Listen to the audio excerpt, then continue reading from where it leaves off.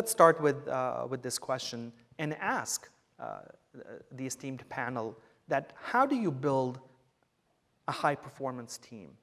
How do you do it? And are there any metrics that you use? Are there any specific traits that you look for? And is technology helping you optimize this performance in any way? So we'll start off with Param, and floor is all yours. Sure. Thank you. And so at Bucknell, I think we have, just to kind of give you some perspective, so we're a merged library and information technology organization. So, which means we work equally with the academic side as with the administrative side. And I think that gives us a lot of leverage as to how we work with different groups.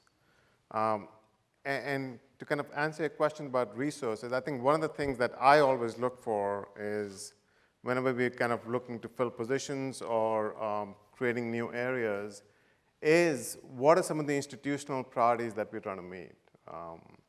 So I'll give you a couple of examples. So in the last, I would say about 14 months, I've hired 4 senior level positions in my division, and none of them have come from higher education.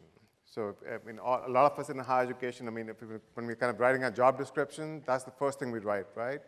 We need higher education experience.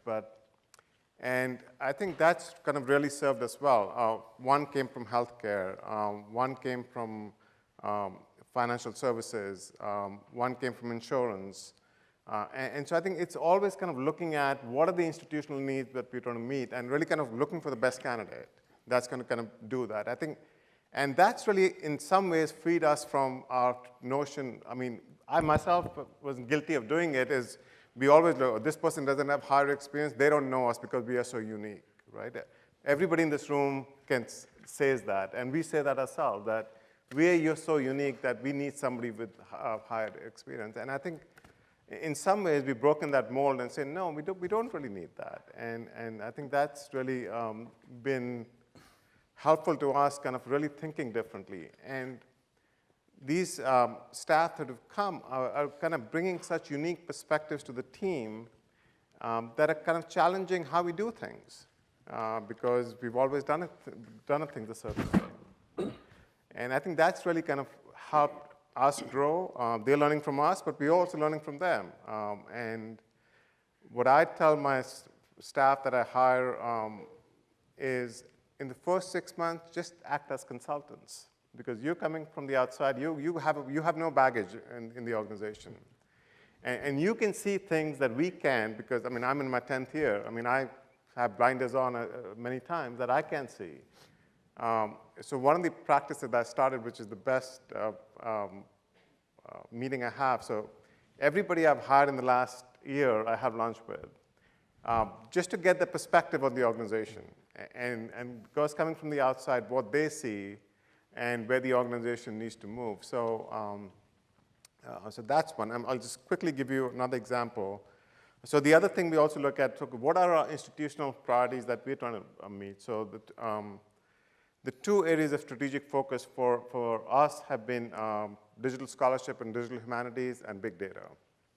So we've kind of created teams around those 2 because, I mean, those are just not IT initiatives, but they are institutional initiatives.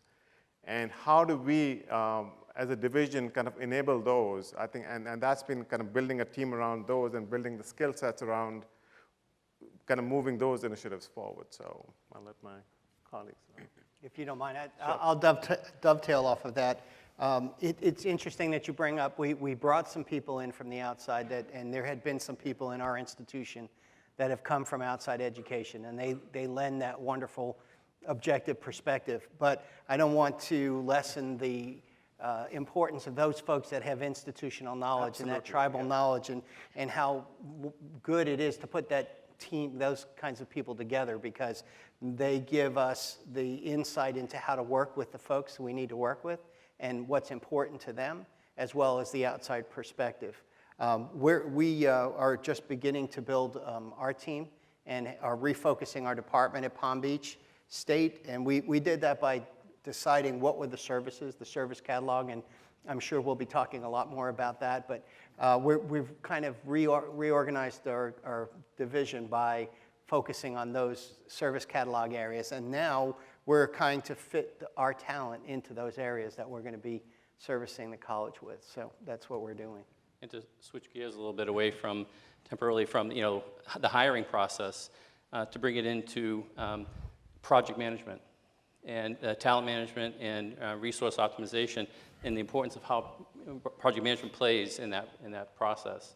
For example, all of you guys are making it possible for your staff to be successful. The fact that you're leading your teams with IT service management and with project management is really what builds your talent base, is investing in professional development and your project management using Team Dynamics, for example, as a platform example. This helps to build up your ranks and make them stronger. And I'll add, at Prince George's Community College, we're responsible for all of IT, so we are centralized. So we're doing administrative technology, academic technology.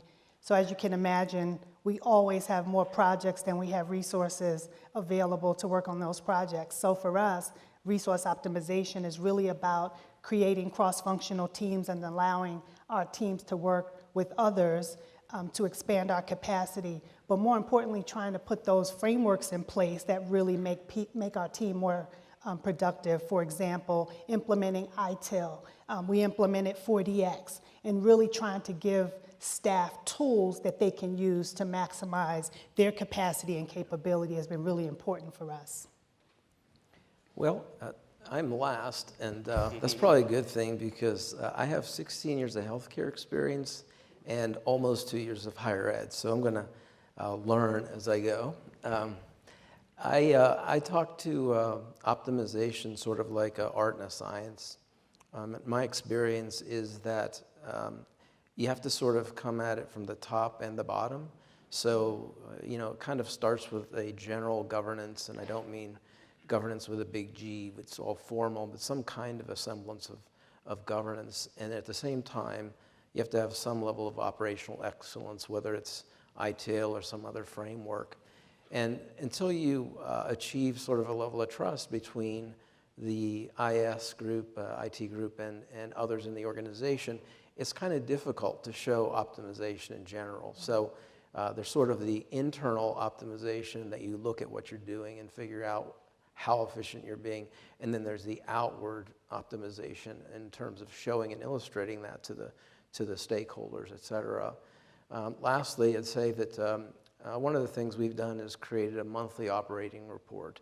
It's not rocket science or doesn't take a genius to do it, but what it does is it looks across the board, across each of my direct reports, and it sort of tunnels down into some details. For an example would be in our security space, we look at patches. And so we graphically show, the number of patches that have been applied. That's kind of a very simple one. We would do the same with project completion. It's basically a way to show our folks through Team Dynamics what the outcomes look like, what we're producing. And then we take that and roll it into a presentation that's more cabinet level. And I think it's worth noting that we're all in a position to inspire and empower our project teams and our information technology teams and everyone in our institution. We're in that unique position, all of us in this room, to do that. And to, once you inspire them, empower people, and to then get out of the way. Just let people do their job. You definitely have checks and balances in place, but that's what we're here to accomplish, really, and we have the tools and technology to do so.